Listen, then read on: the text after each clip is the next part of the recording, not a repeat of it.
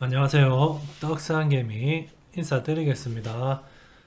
자, 오늘 코스피 코스닥 폭락하였습니다. 자, 오늘 폭락의 원인은 우리 트럼프 형님이 관세를 부과한다는 기사가 나와 전날 나스닥부터 밀었습니다.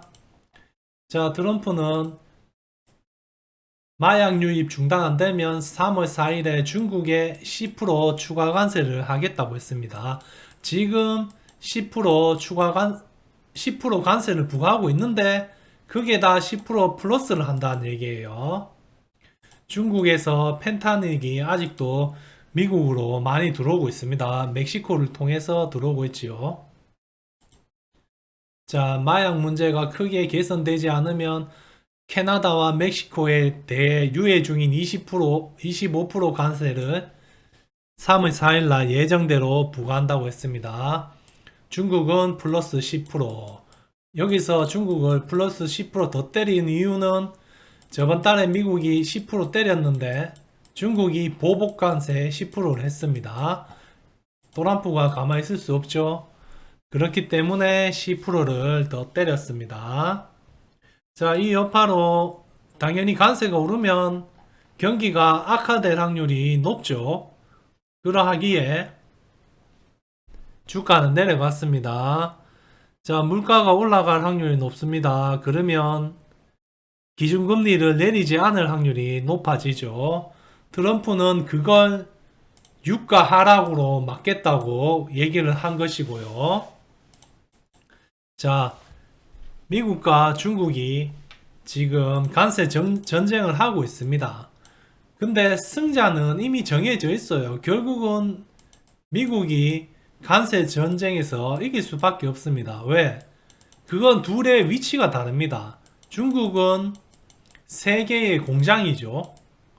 자, 미국은 전 세계에서 제일 큰 소비 시장입니다. 세계의 소비자입니다. 얘들은 그저 싼 마이로 물건을 쓰기면 쓰는 나라죠.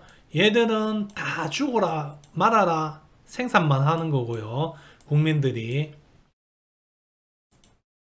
자, 시장하고 세계의 시장하고 공장하고 싸우면 돈 쓰는 놈이 이길 수밖에 없습니다. 우리가 소비자가 당연히 물건 파는 사람한테 이기죠. 그 원리랑 똑같습니다. 뭐 중국이 파는 것이 필수제가 아니잖아요. 그게 없으면 미국이 못 사는 거 아니잖아요. 그러기에 대결은 정해져 있어요. 결국은 중국이 승복을 하는 걸로 마무리될 거라고 생각합니다.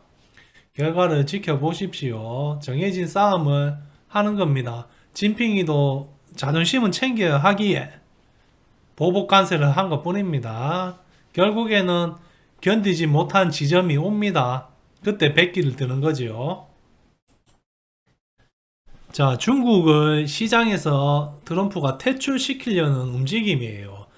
전 세계의 공장이 중국이었죠. 그걸 미국이 변경하려는 시도예요. 전 세계 서플라이 체인을 중국에서 인도, 베트남, 인도네시아 다양화시키는 작업을 지금 미국이 하고 있습니다. 중국이 현재 30년 동안 외국인 자금이 최저로 투자되었습니다. 그 말은 돈이 빠져나가고 있다는 거예요.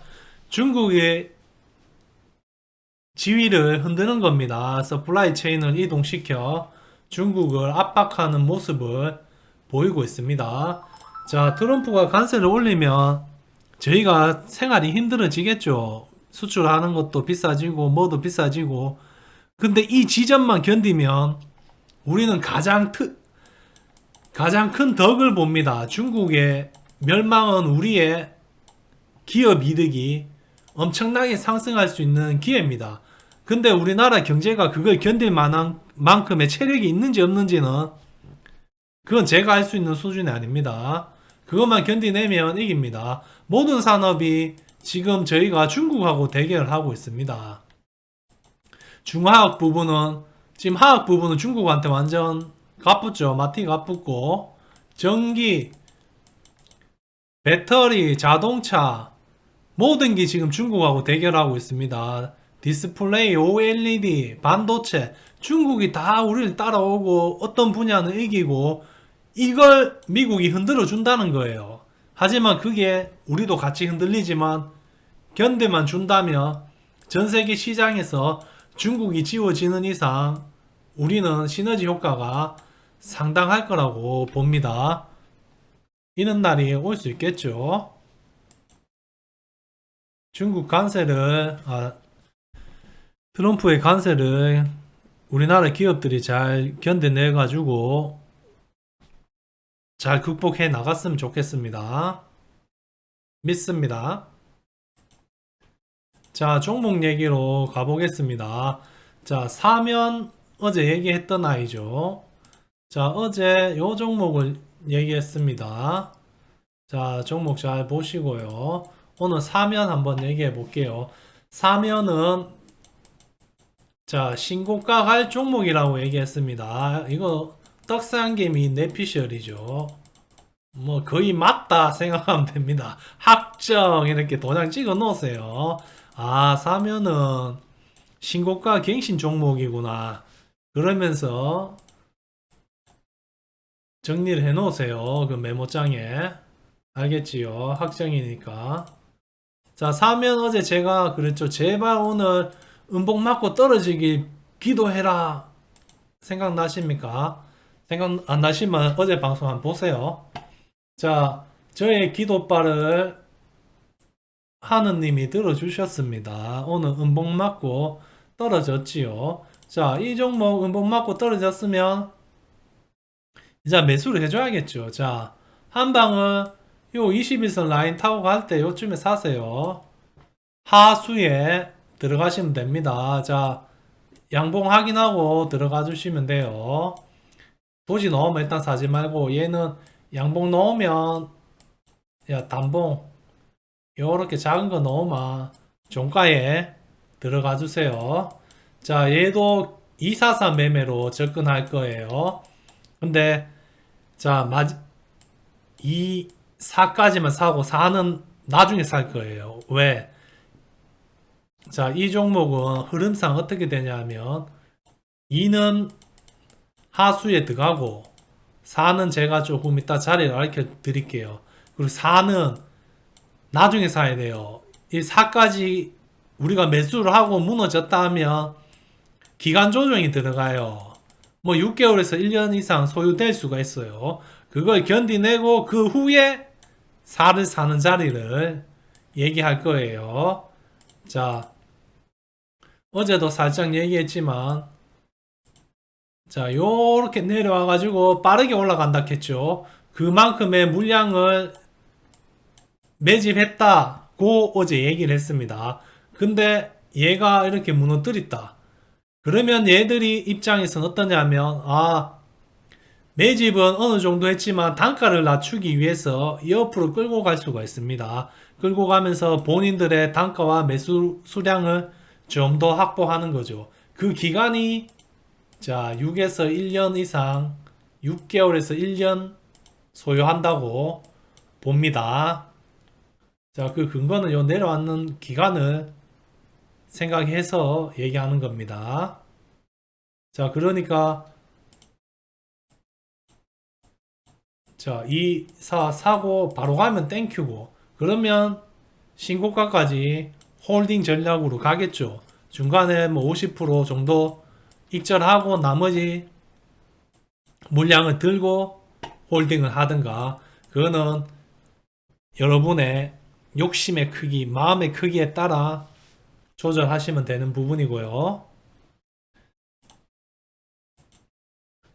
사면 관심있게 244로 접근하시면 됩니다. 2는 하수고 자 4는 요 라인에 여기서 사고 무너지면 요 라인 요 안에서 사시면 돼요. 요 사이가 대략적으로 11,100원에서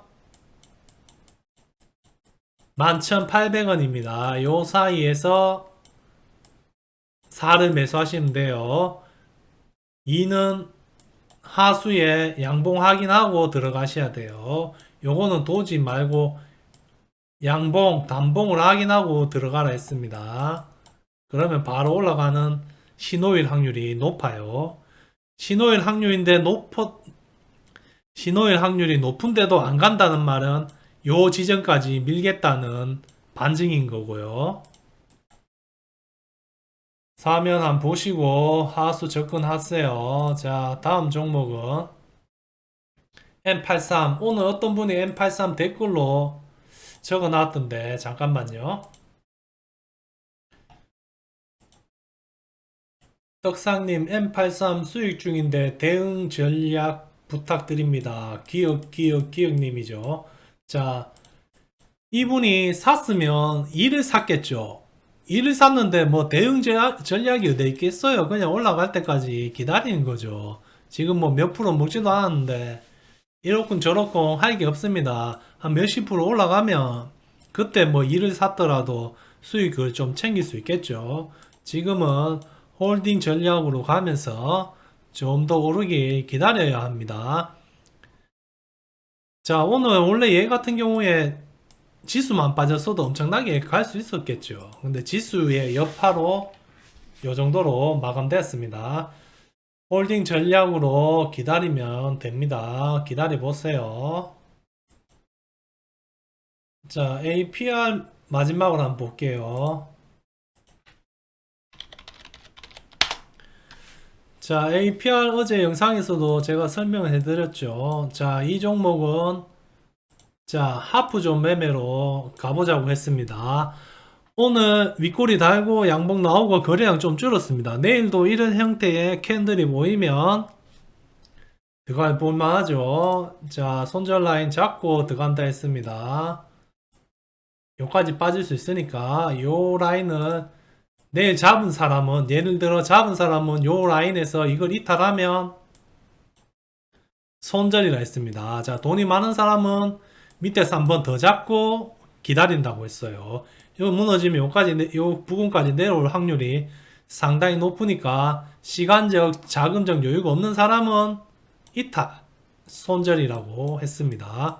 근데 바로 갈 확률도 높죠. 박스를 오래 치면서 물량을 많이 털어먹었다고 얘기할 수가 있겠죠. 요좀 하프 좀 매매로 접근해 볼 수 있습니다. 요 박스 들어오는 라인에 있으면 손절 대응이 좋겠습니다. 다른 종목도 할 거 많으니까 뭐 몇 포 손해보고 터는 것도 맞지요. 자, 차근차근하게 대응해 봅시다. 자, 요거 잘 보시고요. 간종에 넣어두고요. 자, 그리고 트럼프가 관세 올린다고 트럼프를 싫어하면 안 됩니다. 이거는 우리나라의 기회가 될 수 있습니다. 자, 예를 들어 트럼프 최측근이 지금 누굽니까? 또 말이 딴 데로 빠지네. 전 세계 최고 부자 일론 머스크가 트럼프 최측근이죠. 여기저기 관여를 하면서 지금 업무를 보고 있습니다. 도지 팀을 만들어서 업무를 보고 있지요. 트럼프가 아니고 일론 머스크가. 근데 트럼프의 정책 중에 하나가 뭐냐면 전기 자동차 보조금을 없앤다고 했습니다. 보조금. 바이든이 만든 거죠. 이 보조금 필요 없다. 이제부터 없다고 했습니다. 그러면 일론 머스크는 열받아야 됩니다. 보조금 돈을 안 주니까. 이 정책에 가장 찬성에 있는 사람이 일론 머스크예요.